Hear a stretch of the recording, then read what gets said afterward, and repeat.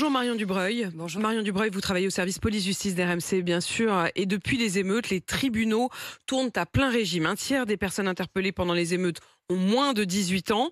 Pour eux, la procédure, elle est différente que pour les adultes. Elle se tient à huis clos, alors que d'habitude, personne ne peut y assister. Eh bien, vous, Marion, vous avez pu suivre ces audiences. C'est une enquête exceptionnelle. Vous avez pu suivre le travail des magistrats du parquet des mineurs pour RMC. Oui, à Bobigny, comme ailleurs en Île-de-France, il a fallu travailler dans l'urgence le week-end dernier. 15 mineurs placés en garde à vue par jour, c'est 5 fois plus que la normale. La magistrate Victoire Risley était de permanence téléphonique au plus fort des violences urbaines.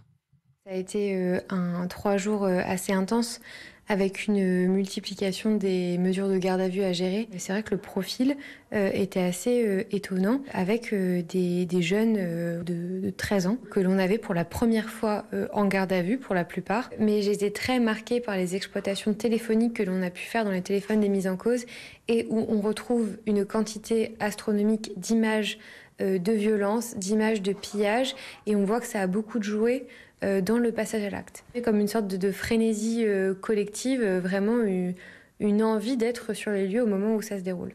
Depuis, le rythme évidemment a ralenti, mais hier, il y avait encore une garde à vue liée aux émeutes de la semaine passée. Et d'ailleurs, derrière ce délai, il y a une explication, Marion. Oui, on parle d'un adolescent de 14 ans que l'on va appeler Adèle parce qu'on va préserver son anonymat.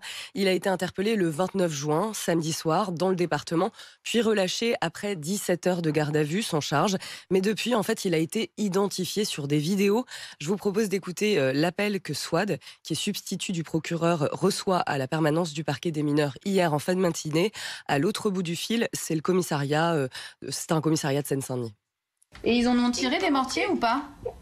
Si, ils en ont lancé plusieurs, oui. Des tirés en direction des policiers, on est d'accord. Des policiers, tout à fait, oui, oui. Et lui, il a été interpellé faisant partie de ce groupe d'individus. Il reconnaît avoir lancé une bouteille en verre contre les policiers. Dans tout ça, on a des victimes ou pas? Non, aucun policier qui dépose plainte. Et dernière question, les faits, ils ont eu lieu à quelle heure? Les faits ont eu lieu à 23h30. Ah oui, quand même, tard le soir. Donc en fait, il était censé aller manger avec ses amis, quoi. Vous l'avez placé en garde à vue à quelle heure? À 9h10.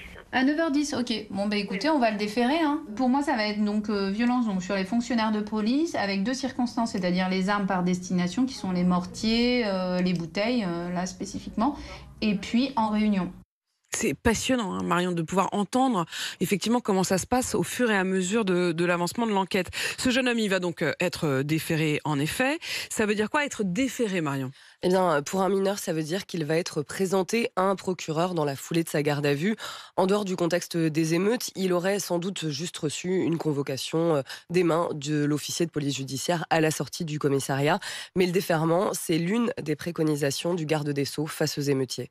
C'est cette option qu'on a choisie, puisqu'effectivement, au regard de l'ampleur des faits, de la gravité des faits, de tout ce que ça a pu causer en termes de dommages, il a été fait le choix d'une politique générale, effectivement, de déférer les mineurs, même s'ils n'ont pas connu, même s'ils n'ont pas d'antécédents, même si les parents paraissent en tout cas cadrants. C'est la consigne qu'on a eue et à mon sens, je pense qu'elle était nécessaire pour pouvoir justement marquer le coup et en tout cas que les événements cessent aussi.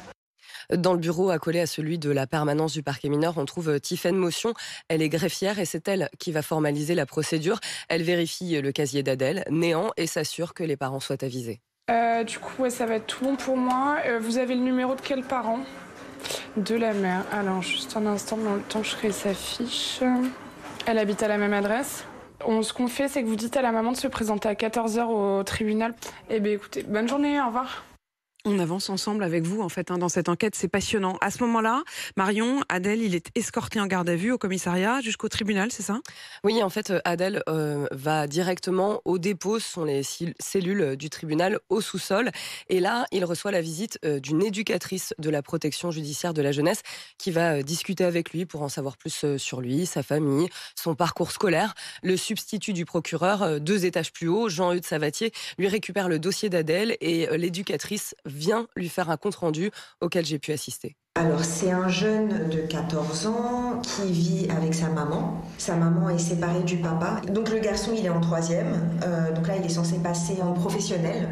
Aujourd'hui il devait aller au lycée, dans son ancien collège pour travailler toutes ces problématiques d'orientation. Et du coup il n'y est pas allé parce qu'il était en garde à vue. Il a évoqué de la tristesse. Il a exprimé qu'il était triste, qu'il pensait à la mère de Naël. Maintenant il est conscient que c'était pas forcément la meilleure idée de se retrouver dehors, qu'il s'est pas protégé non plus. Enfin, à 17h30, Adèle entre dans la salle de déferment. C'est un petit bureau impersonnel avec une table, quelques chaises. Il est accompagné de son avocate et de sa mère qui a également été convoquée pour ce rendez-vous face au substitut du procureur. Là, j'ai demandé à cette mère très concrètement de savoir un peu si elle avait autorisé son fils à sortir ce soir-là. Et très clairement, elle nous avait expliqué que non, elle avait cherché à le joindre derrière pour lui dire de rentrer puisqu'elle connaissait le contexte des émeutes. Et c'est le mineur qui a désobéi et a préféré rester le soir pour participer à des infractions. Pour un mineur, sortir de garde à vue, être monté devant un procureur, ensuite il rencontre un juge des enfants, donc il est confronté à plusieurs professionnels de la justice. C'est quelque chose de marquant pour ce jeune. Et Marion, comment Adèle justement a vécu cette procédure ? Eh bien, je l'ai retrouvé après avec sa mère, son avocate, maître Pauline Bouvet. Il sortait du bureau du juge des enfants. C'est la magistrate habilitée à prononcer des mesures éducatives. Et Adèle, franchement, il était épuisé. J'ai été mangée d'abord. Après, je me suis retrouvée dans une émeute.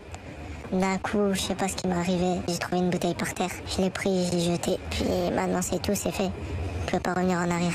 J'aurais pas dû jeter la bouteille. C'est choquant pour un enfant de 14 ans. Que sa mère, elle soit là, au tribunal, devant le juge des enfants. Qu'est-ce qu'elle t'a dit, la juge des enfants ? Elle m'a dit que j'allais avoir un éducateur, un couvre-feu de 23h à 6h. Et elle m'a dit que c'était pas bien ce que j'ai fait. Tu es d'accord avec elle ? Oui, c'est fini ça. Vous l'avez entendu, un contrôle judiciaire pour Adèle avec une interdiction de sortir la nuit et une mesure éducative provisoire qui prévoit un rendez-vous avec un éducateur la semaine prochaine. La mère d'Adèle, elle aussi, était très éprouvée. C'est la première fois pour moi et de voir son fils arriver menotté, ça fait un choc, quoi. Surtout que c'est un enfant tranquille, quoi. En fait, moi, j'étais pas bien, quoi. Je me dis, qu'est-ce que j'ai fait, qu'est-ce que j'ai raté, quoi. Et aujourd'hui, quand ils lui ont dit qu'il allait être en garde à vue, il était devenu tout pâle. Et il avait les larmes aux yeux. Mais quand il est rentré vendredi soir, il m'a dit plus jamais je ferai des bêtises. Donc je pense que ça lui a servi de leçon et qu'il ne recommencera plus. Adèle sera donc convoquée à la mi-septembre pour une audience de culpabilité pour violence sur personne dépositaire de l'autorité publique. Ce sera loin du trouble, du bruit des médias. S'il est reconnu coupable, il aura une deuxième audience pour fixer la peine. Théoriquement, il encourt 5 ans de prison. C'est 2 fois moins qu'un majeur. Ça, c'est la théorie. En pratique, il pourrait écoper d'un stage de citoyenneté. En attendant, c'est pas terminé pour le parquet des mineurs qui se prépare à un nouveau coup de chaud la semaine prochaine avec le 14 juillet. Merci Marion de nous avoir fait rentrer dans les coulisses de toute cette procédure judiciaire au tribunal de Bobigny. Une enquête que vous avez réalisée et qui est à retrouver en intégralité sur RMC.